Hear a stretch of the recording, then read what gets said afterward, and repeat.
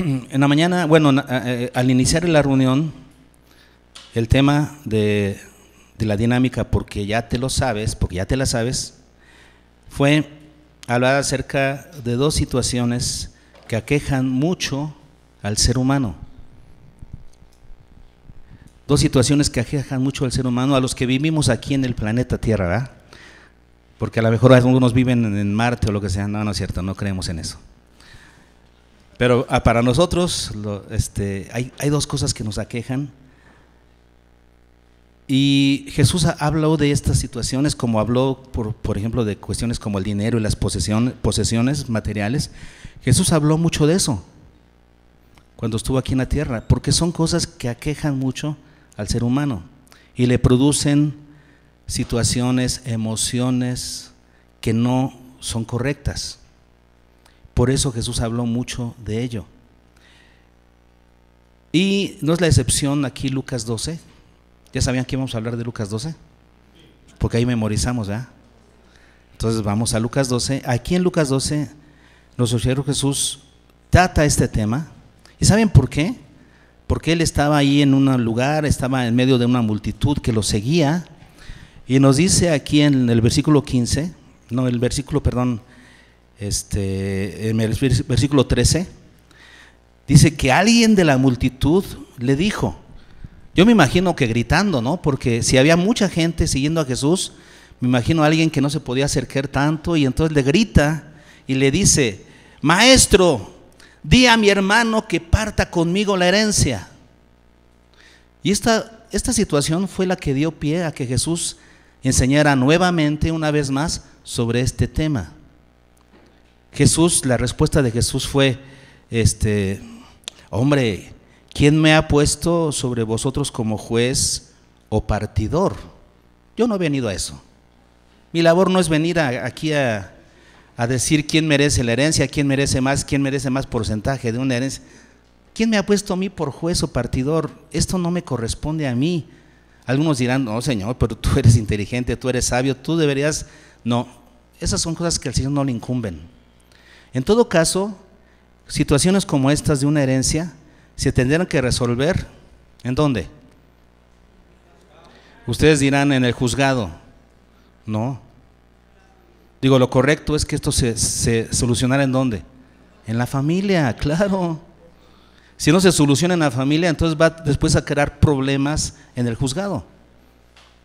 Entonces aquí lo que notamos, aquí más bien lo que nuestro Señor Jesucristo nota es algo más que está quejando a esta persona, que por ver problemas en la repartición de la herencia tiene que acudir al Señor para decirle, Señor, ayúdame con esto, que partan conmigo la herencia. Entonces hay un problema ahí familiar y hay una situación que está quejando y Jesús la identifica perfectamente bien. ¿Cuál es el problema que Jesús identifica? Jesús le dijo, mirad, y ¿qué? Versículo 15, guardaos de toda. ¿Qué hay en el corazón del hombre? Avaricia. ¿Y cómo vamos a definir lo que es la avaricia para que veamos, ¿no? ¿Cuál es la situación aquí? La avaricia es la palabra pleonesia, que significa un deseo de tener más allá de lo que es meramente necesario. Eso significa esta palabra que se traduce en nuestras Biblias como avaricia. Es la palabra griega pleonesia, que significa ¿qué?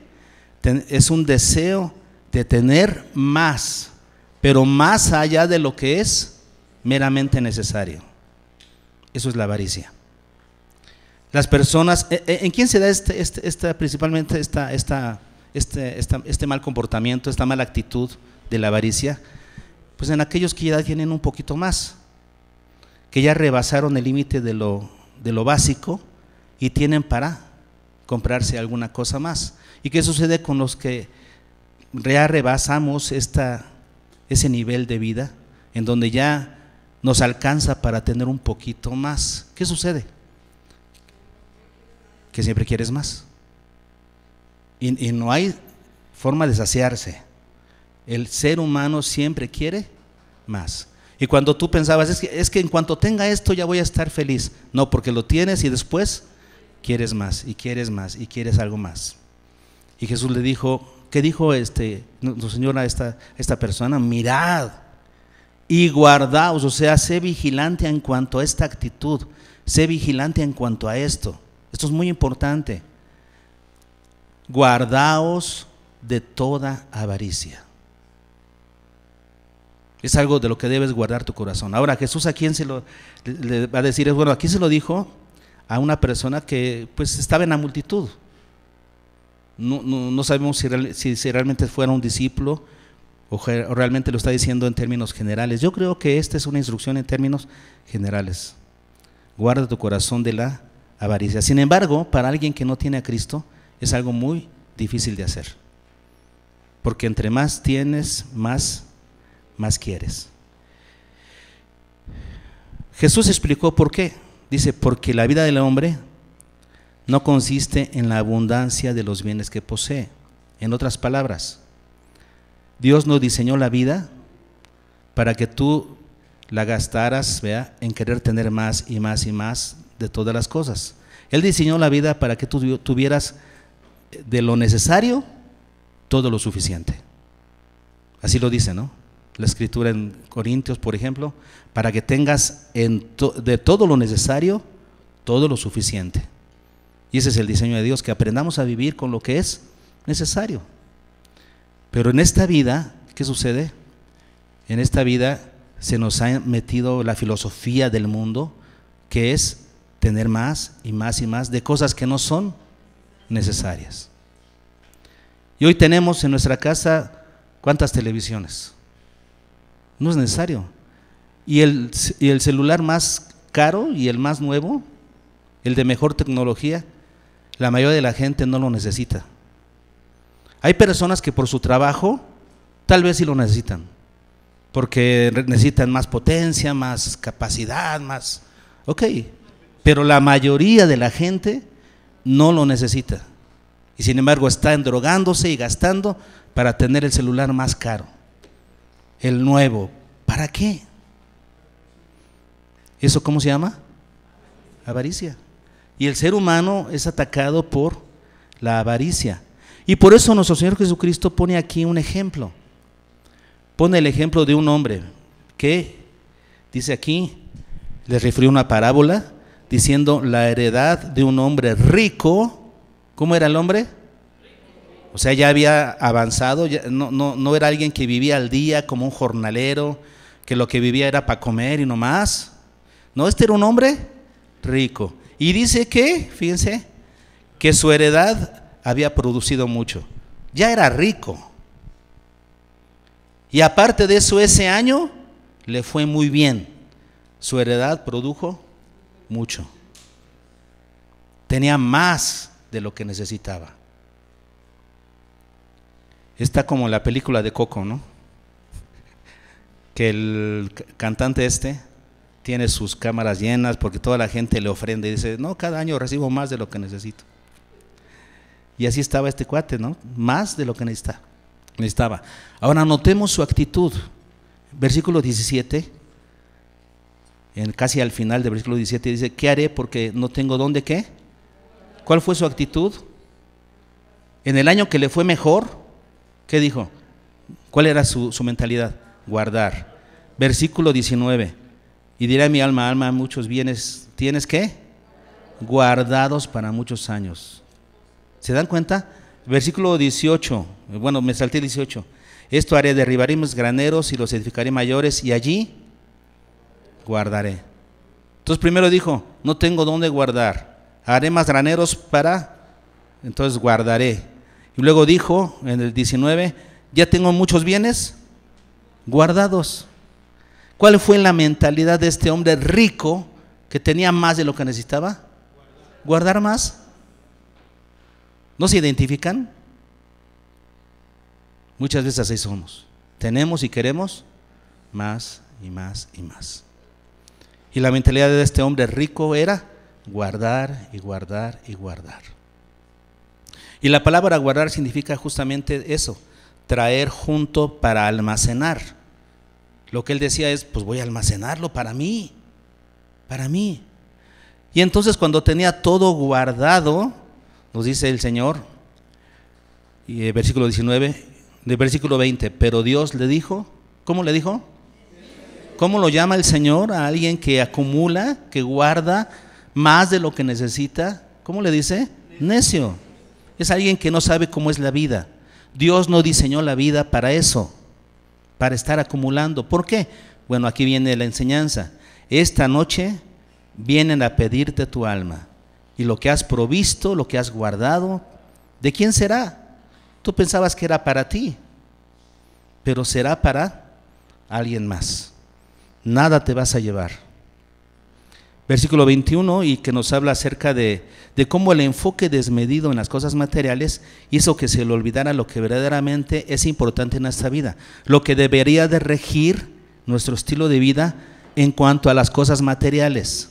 Este es, hermanos, el pensamiento que debería de regir nuestra vida en cuanto a las cosas materiales.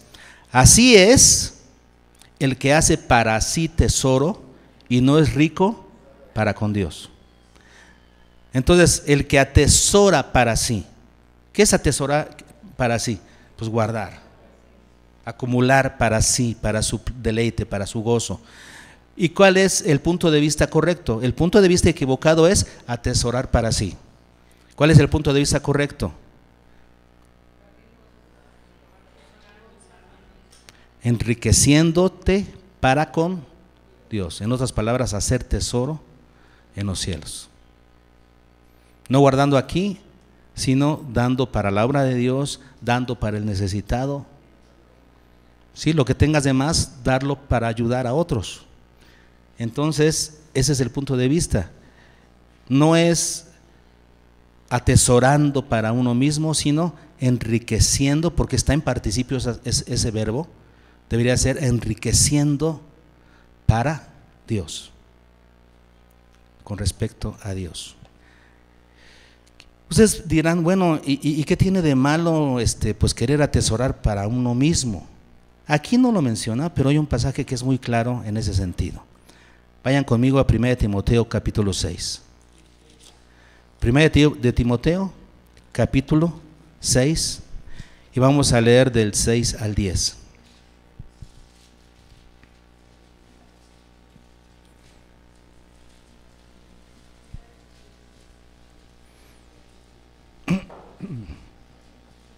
Primera de Timoteo capítulo 6, versículos 6 al 10. Dice, pero gran ganancia es la piedad acompañada de contentamiento. Luego aquí viene la explicación. Porque nada hemos traído a este mundo y sin duda nada podremos sacar de este mundo, ¿no? Nada nos podemos llevar. Así que, ¿cuál es la conclusión? Teniendo sustento y abrigo, estemos contentos con ello. ¿Qué sustento? Comida. Abrigo, techo, vestido, ¿sí? Teniendo esas cosas, que estemos contentos con esto. ¿Por qué? Ahí viene otra explicación, el por qué.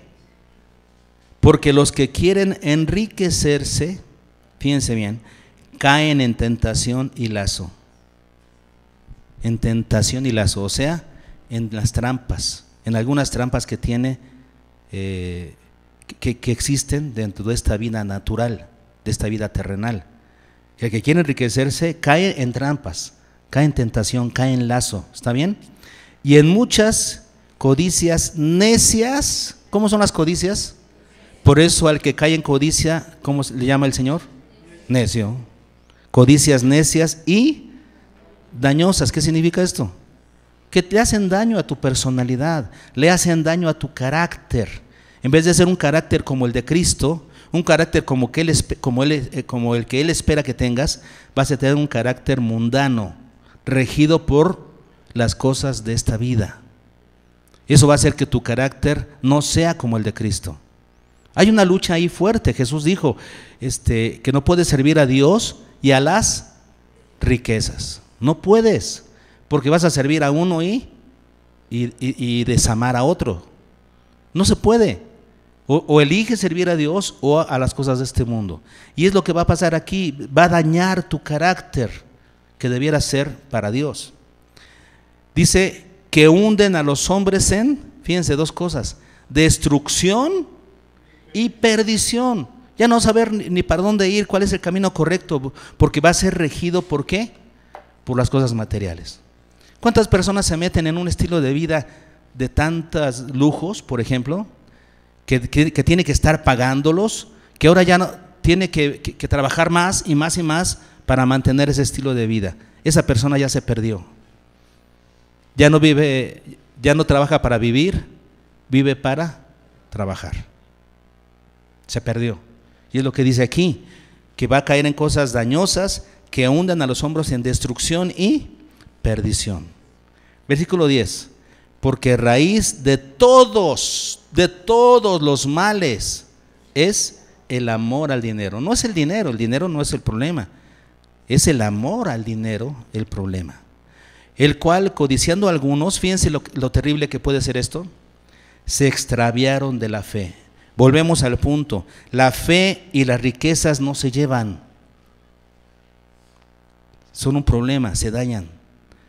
Entonces dice aquí que algunos, codiciando estas cosas, que se extraviaron de la fe, se perdieron de la fe. ¿Y qué más? Y fueron traspasados de muchos dolores. Dolores. Pensaban que iban a ser felices y terminaron con muchos dolores. ¿Cuántas personas añoran sacarse la lotería porque creen que eso los va a hacer felices? Cuando se sacan lotería, ¿qué sucede? Toda su familia cambia. El amor al dinero llega a la familia y eso los traspasa de muchos dolores. Comienzan a haber traiciones, comienzan a haber muertes, comienzan a haber desamor en la familia por causa del dinero. ¿Cuántas personas se pelean en una herencia? ¿Cuántas familias se pelean en herencias, ¿verdad? Por heredades? Donde debería de haber amor, ahora hay rencor, odio por causa de la herencia. Ahora, así es el corazón del hombre. Pero en Cristo nosotros debemos vencer esta situación, dejarla a un lado. Esto es entonces muy dañino. Por eso el Señor nos dice, guárdense de toda avaricia. Entonces, la avaricia, ¿cuándo se da? Decíamos, cuando ya rebasaste el nivel de lo necesario y tienes para más. Pero ¿qué sucede con eso? Que siempre vas a querer más y más y más. Y tenemos por eso tantos padres ausentes hoy en día en familias. ¿Por qué? Se dedican a trabajar, claro, para sostener un estilo de vida, ¿no? Y los hijos crecen sin padres, en la delincuencia, ¿verdad? En las drogas, en estilos de vida destructivos, porque les faltó un papá en casa, principalmente papá en casa. El papá ausente es un cáncer en la sociedad. ¿Y por qué el papá ausente? Por tener que trabajar tanto para darle a mi hijo el estilo de vida que yo no tuve. No, eso está mal. Faltó contentamiento para decir, nos conformamos, nos contentamos con sustento y abrigo. Eso es la avaricia. Sin embargo, hay otro mal que aqueja a aquellos que viven al día, que viven buscando solamente lo necesario. Y Jesús también le habla a ellos, a los que viven al día. Y tenemos ahí el versículo 22, donde Jesús pasa a otro tema. Lucas 12, versículo 22, y dice, dijo luego a sus discípulos, por tanto os digo, no os afanéis. ¿Cuál es esta situación que aqueja a todas las personas que viven al día, diríamos? El afán. El afán. ¿Qué es el afán?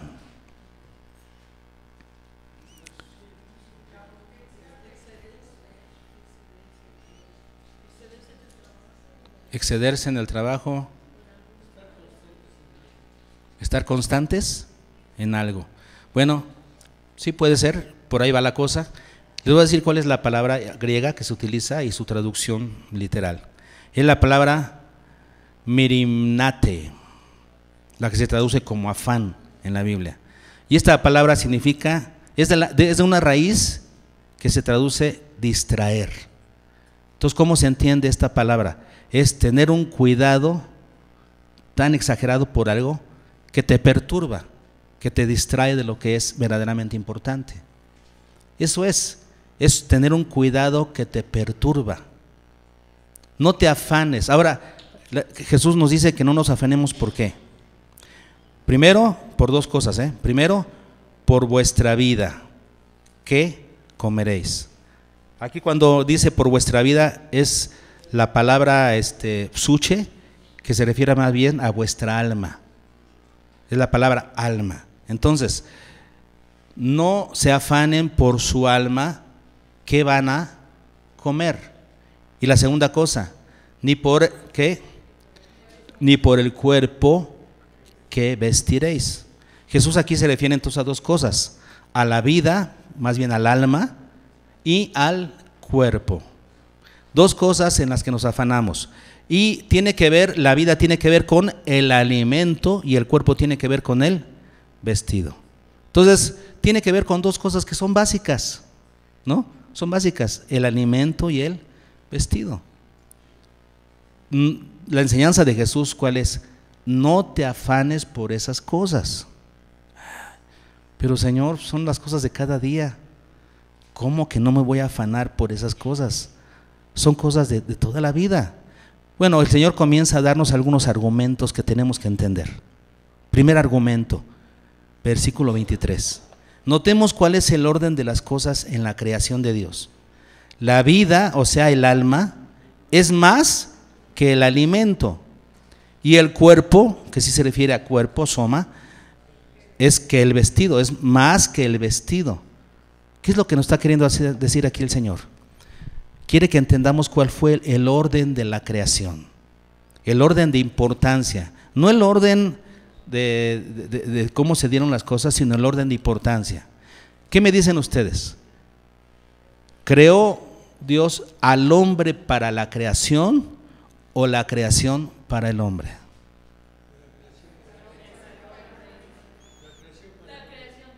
Él es la corona, nosotros somos, el hombre es la corona de la creación. Y si Dios dejó al hombre al final, no es porque tuviera menos importancia, es al contrario, porque dejó al final a lo mejor. Entonces fue creando todas las cosas con todo lo necesario para que el hombre pudiera subsistir. Nos puso en un lugar cercano al sol, justamente adecuado a la cercanía del sol para tener el calor necesario. Si nos acerca un poco más nos quema, si nos aleja un poco más nos congelamos. Puso semilla, puso animales, puso clima, puso todo lo necesario. ¿Para qué? Para que el hombre pudiera ¿qué?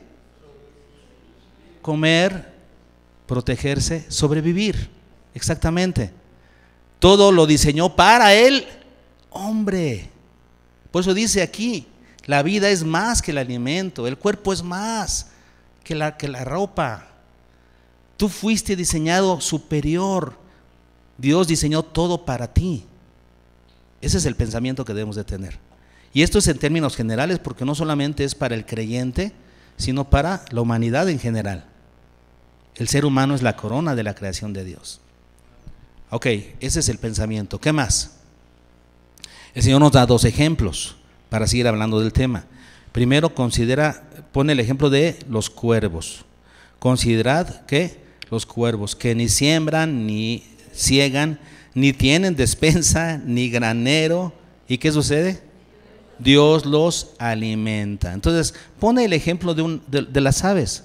Y le dice, ellas no trabajan, las aves, no tienen dónde guardar los alimentos. Sin embargo, Dios las alimenta. ¿Quién las alimenta? ¿Quién? Ese es el principio que gobierna a toda la creación. Dios sustenta su creación. Dios le da de comer a las aves. Ahora, el pensamiento que sigue, ¿cuál es? ¿No valéis vosotros mucho más que las aves? El Señor nos remite otra vez al orden de la creación. El hombre es más importante en la mente de Dios que las aves. Si Él cuida de las aves, no te va a cuidar a ti, ¿eh? O sea, ¿no entiendes? ¿Sí capiscas el asunto? Es muy simple, ¿no? Es muy simple el razonamiento que Dios nos propone. Vayámonos al orden de la creación. Y sigue con su argumento. Y dice: ¿quién de vosotros podrá con afanarse, otra vez la palabra afán, añadir a su estatura un codo? Aquí la palabra estatura realmente es otra palabra griega que se refiere a el número de años. ¿Quién podrá añadir con mucho que se afane algún número de años a su vida? Nadie. Y por eso sigue con el siguiente pensamiento: pues si no podéis ni aun lo que es menos, ¿por qué os afanáis por lo demás? Aquí el pensamiento es: si no puedes hacer nada por lo que está en ti, ¿por qué te afanas con lo que está fuera de ti? Lo que está fuera de ti lo controla Dios. Entonces, esa es la razón de no afanarse.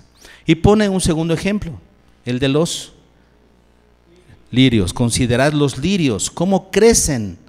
No trabajan, ni hilan, mas os digo que ni aun Salomón con toda su gloria se vistió como uno de ellos.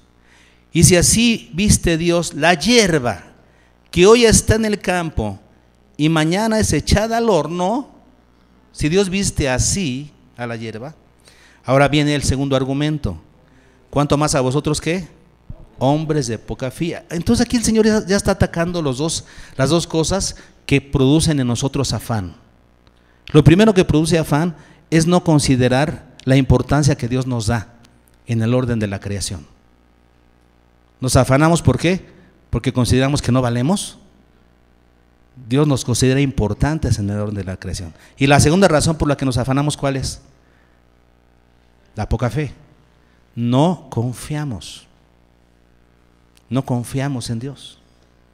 Confiamos más en nuestro esfuerzo. Pensamos: no, es que Dios a lo mejor no me da lo que yo quiero, lo que yo necesito. Bueno, en eso tienes razón. A lo mejor no te da lo que tú quieres, pero sí te va a dar lo que tú necesitas. Él es sabio y te va a dar lo que necesitas. No más que necesitas tener contentamiento. Pero necesitas aprender a confiar en el Señor, que te da lo que es correcto para ti, que si no te da lo que tú crees que necesitas en ese momento, es porque eso es lo correcto, es lo que no te va a hacer daño. Tienes que aprender ¿a qué? A confiar. Hombres de poca fe significa hombres que no confían en Dios, personas que no confían en la manera de pensar de Dios, en sus estándares, en lo que Él cree que es bueno para ti. No confías, tienes que aprender a confiar. ¿Ok? Entonces viene la instrucción del Señor. Después de esos ejemplos viene la instrucción. Versículo 29. Vosotros pues, fíjense bien, no os preocupéis. Sin embargo, al estudiar esta palabra en el griego, estos versículos que siempre yo los estudio en griego, siempre, lo que voy a predicar me lo profundizo un poquito más. Y me doy cuenta que esta palabra que está aquí, no os preocupéis, es la palabra seteo, que es la misma que se utiliza en el versículo 30, porque todas estas cosas que, dice ahí, buscan, y esta es la palabra seteo. Porque realmente esta palabra, este término que utilizó Jesús y que tradujeron los traductores, realmente es aquí, en el versículo 29. Vosotros pues no busquéis lo que habéis de comer, no lo estén buscando. La instrucción del Señor es: no andes buscando eso. Ahora tú dirás: entonces no trabajo. No, sí, o sea, tienes que entender que Dios te dio tus habilidades, a cada uno de nosotros nos dio las habilidades que tenemos para poder subsistir. Las habilidades que tú tienes las has utilizado para el trabajo que tienes, ¿sí? La fuerza física, la inteligencia que Dios te dio, la estás utilizando para subsistir. Dios te la dio para eso. Utilízalo, pero no lo busques como cosa primordial. Es lo que está diciendo aquí, lo que está enseñando. No lo busques como la cosa más importante de la vida. Imagínate que gastes toda tu vida buscando justamente lo material. te vas a gastar. Como dijimos, ya no vas a trabajar para vivir, sino vas a vivir para trabajar.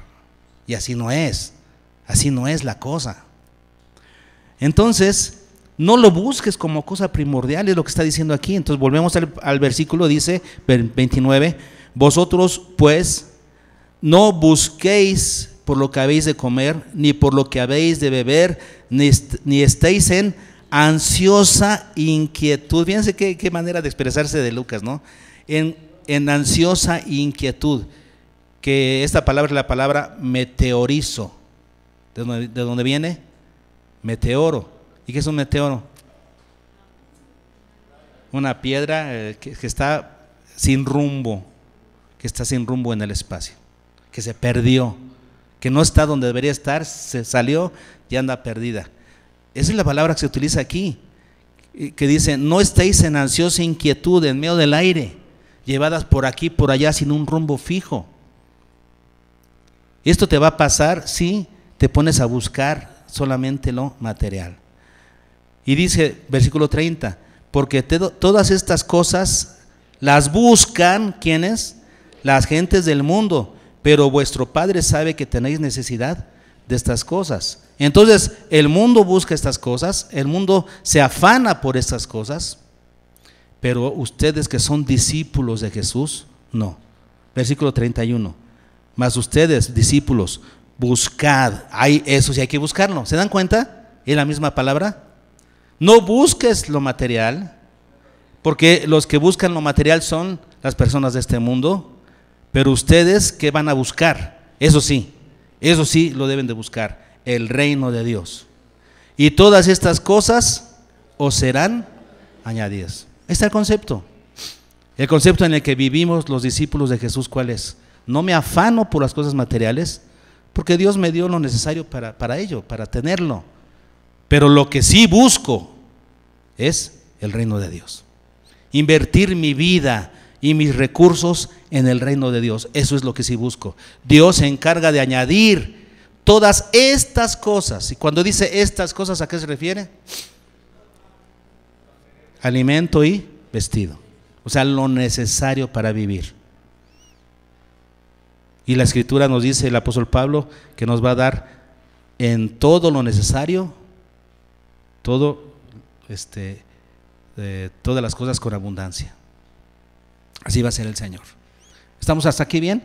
Entonces, ¿cuáles son los dos males? La avaricia y el afán. La avaricia que aqueja a los que ya tienen más, pero quieren más.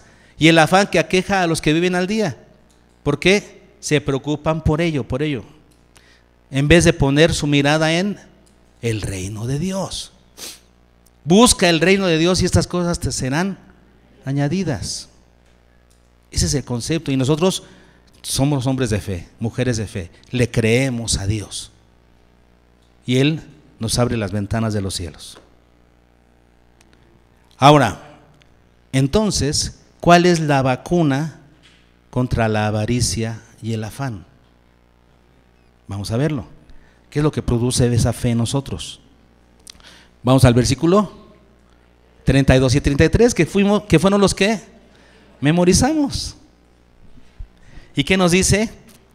Vean qué hermoso, no temáis. Claro, porque el temor en este mundo, cuando vivimos en este mundo, a veces tenemos temor. Temor de que nos vaya a faltar, temor que no me alcanza la quincena, temor de que voy a tener un accidente, temor de que me vayan a asaltar. Sí, en este mundo el temor está a la orden del día, pero el Señor nos dice, ¿qué nos dice el Señor? No temáis, no temas. ¿Y cómo nos llama? Manada pequeña. Primero, somos su rebaño, pero también hay que considerar que somos un rebaño, sí, comparado con el mundo, con todos los que no conocen a Dios y no quieren nada de Dios. Somos una manada pequeña, somos minoría. Así es. Y el Señor lo dijo, que el camino angosto es difícil y muy pocos van por el camino de la verdad. En cambio, muchos van por el camino que va a la perdición. El Señor ya lo había dicho. Entonces, qué bonito nos dice, no temáis, manada pequeña. Y vean lo que sigue. Lo que sigue es poderosísimo. Es algo que tenemos que entender, que debemos tener clara en la mente. ¿Qué nos dice? Porque a vuestro Padre le ha placido. A vuestro Padre, ¿qué le ha? ¿Y qué es placido? Le ha dado gusto, le ha causado placer. De hecho, esta palabra es la palabra eudoqueo, que significa a él le ha parecido bien. A nuestro Padre le ha parecido excelente, le ha parecido magnífico, ¿qué? Darnos su reino. Y esa palabra darnos está en aoristo, una acción terminada, una acción decidida ya por el Señor. El Señor nos ha dado su reino, no dice nos dará, no, el Señor ya nos ha dado su reino, ya somos parte de su reino celestial. Y aquí solamente vamos de paso. Esa es la razón para no tener avaricia ni afán. No nos afanamos por las cosas de esta vida, no tenemos avaricia por las cosas de esta vida, porque nosotros ya tenemos un lugar en los cielos. Tenemos nuestra herencia en los cielos. Ya no nos mueve la avaricia ni el afán. Y entonces por eso dice el texto que nos aprendimos: vended lo que poseéis y dad limosna. Ahora, limosna, nosotros a veces pensamos en esta palabra y decimos limosna es pues lo poquito, ¿no? Unas moneditas. Casi siempre la palabra limosna te da idea como de poquito, da poquito. No, pero esta no es la palabra. La palabra que está utilizada aquí significa dar dádiva misericordiosa. Dar con misericordia. ¿Para quién? Para los necesitados. Vended lo que poseéis y dad limosna. ¿Y entonces qué va a suceder? Te estás haciendo bolsas que no se envejezcan, tesoro en los cielos que no se agota, donde ladrón no llega. Allá no llega el ladrón. Donde el ladrón no llega y donde la polilla no destruye. ¿Quieres hacer tesoros en la tierra o en el cielo? Y esa es la visión. Esa es la visión que debes tener. Ahora vean lo que sigue y con eso termina el Señor, sentando esta situación importantísima en la mente de sus discípulos. Este es el principio que debe gobernar, porque donde está vuestro tesoro, allí estará vuestro corazón. ¿Ven el orden de las cosas? Porque no dice, vean, no dice donde esté tu corazón, allí estará tu tesoro, que yo diría sería lo lógico. Donde esté tu corazón, ahí vas a poner tu tesoro, ¿no? Pero no dice eso. Dice primero, donde esté tu tesoro, ahí va a ir, allá va a ir tu corazón. Entonces, ¿qué debes de tener? ¿Qué debes de hacer? Primero, poner el tesoro. ¿Dónde está tu tesoro? Y lo tienes que definir. ¿Mi tesoro está en los cielos o está en la tierra? Eso es algo que tienes que definir. Si está en la tierra, entonces te va a gobernar el afán y la avaricia. Y atente a las consecuencias. Si lo vas a poner en el cielo, entonces tu vida la vas a invertir en Dios, en la obra de Dios, en bendecir a los pobres. Y eso es algo que tienes que definir. Es como lo que hemos dicho, ¿no? Si tú dices, mi corazón está en las misiones, pero no das un peso al cofre misionero, eso es mentira. Estás mintiendo. Porque si no pones un peso en el cofre, ¿cómo puedes decir que amas las misiones? En cambio, cuando tú dices, voy a dar a las misiones, eso es una convicción, lo decido en este momento, voy a dar a las misiones. Y cada semana traes tu ofrenda misionera, ¿sabes qué? Tu tesoro está tu corazón está en las misiones. Porque tu tesoro está en las misiones, tu corazón está en las misiones. Una vez estaba yo predicando estaban ordenando a un pastor nuevo. Y me invitaron a mí, entonces la iglesia no me conocía mucho, pero les di esta enseñanza, porque es un mal que yo veo mucho en la mayoría de las iglesias, que no saben sostener a su pastor. Y les dije en la predicación, Llegan muchas veces ustedes con su pastor y le dicen: pastor, cuánto lo amo en el Señor, pastor, lo aprecio, y no das diezmos ni ofrendas. Eso es una mentira. Tú no aprecias a tu pastor. La manera de demostrar aprecio es dando, sosteniéndolo bien, sosteniéndolo lo mejor posible. Entonces no digas mentiras, no digas que lo amas y que lo aprecias cuando no das.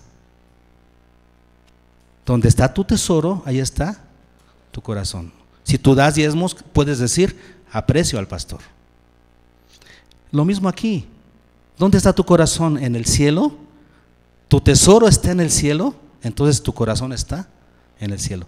Entonces no vas a batallar ni con la avaricia ni con el afán. Pero si tú dices: mi tesoro está en mi corazón está en el cielo, pero realmente tu tesoro está en la tierra, entonces tu corazón estará en las cosas de la tierra. Y te va a dominar el afán y te va a ganar la avaricia. Porque donde esté tu tesoro, ahí estará tu corazón. Los que somos de Cristo tenemos todo para cambiar nuestros valores. Antes vivíamos en las cosas del mundo, pero ahora que estamos en Cristo y por la promesa que Él nos hace, ¿no? A vuestro Padre le ha placido darte su reino. Tengo el reino celestial. Entonces no tengo por qué afanarme ni codiciar las cosas de este mundo. Esa es la clave, que sepas lo que Dios te ha dado. Apuntemos, hermanos, al cielo. Apuntemos a lo celestial. Por eso vamos a terminar cantando este canto.